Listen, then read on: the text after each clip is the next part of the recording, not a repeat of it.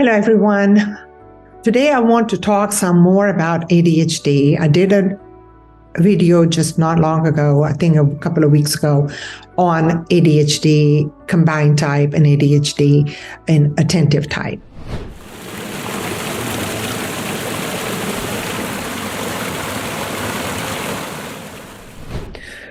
I want to talk a little bit more about ADHD and why it is so important that when you recognize, or your teachers recognize, or you yourself recognize that you may want to talk to an expert about your symptoms to determine whether you have ADHD and whether it's combined type or an attentive type.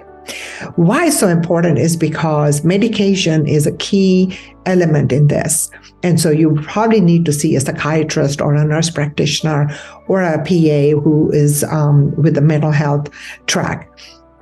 Because if ADHD symptoms are not treated early on, in adulthood, or really as you go into adolescence, one starts to see symptoms of generalized anxiety, major depression, or obsessive compulsive disorder, or even bipolar in some cases. And therefore, it is important to talk to an expert in the field so you would go ahead and stabilize those symptoms. The other part is that small children who actually suffer from ADHD, when they enter school, they realize that they are different from other children. And sometimes they become subject to bullying or being made fun of or being not liked by other kids because if they're too intrusive or if they are, very hyper and they're very talkative and they talk over you, other kids may not be that accepting of you. And so the child starts to feel bad about themselves. And there's no reason for them to feel bad about themselves because ADHD is a neurodevelopmental disorder. So in other words, it's called miswiring of the brain. So it's important for medication. And often here, parents are not interested in putting their children on medication. And then even with adults that come in say, well, I really don't want to be on medication. Is there anything else I can do to stabilize my symptoms?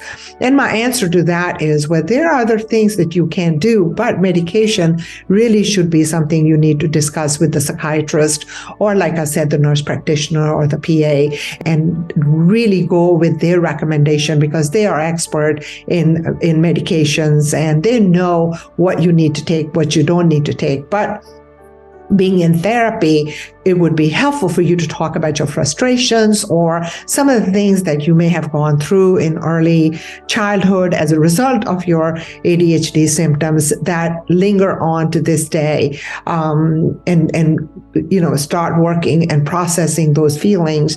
For example, if you as a child were very hyper and very talkative and were not able to remember things, or you were not very organized and you got into trouble, by trouble, I mean that you may have been physically abused or emotionally abused or verbally abused or neglected. It wasn't anything that you were doing. It was the ADHD that was actually causing these symptoms, but you got punished for it. And so there is that element that you can bring into therapy and work through that. And then there's one other thing that I want to add to this is that a lot of times people get very confused that, well, my child does very well in school. Teachers have not complained. The interesting part is that when an ADHD child or an adult is interested in something, they're able to focus and they're able to pay attention. And they can sit for hours and play that game.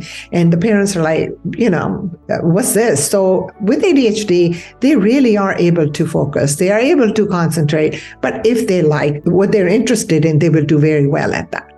The other part of it is that females, girls, tend to be very prim and proper in school, and they can hide those symptoms of ADHD. Like they can put their arms, their hands under their arms and still fidget, but nobody can see them, and they can hold it together because girls seem to have these expectations that they're going to behave differently, whereas the boys will be a little bit more aggressive or more jumpy or more active or more talkative. And so these are two reasons why sometimes people do not get diagnosed or do not get the treatment that they really need, because it's almost like they're under the radar, or they can kind of keep themselves under the radar, or it confuses other people, parents and school teachers, as far as recognizing the ADHD symptoms. Anyways, so I recommend that if you have a child, or if you yourself are suffering from ADHD, or you think you have, please, there are testing sites now. You can go and get yourself tested, and then you can see a psychiatrist, and you can certainly see a therapist to process your feelings about what it was like to live with ADHD symptoms when you were in school or as an adult. Thank you so much for watching my video. Thank you, and wishing you the best.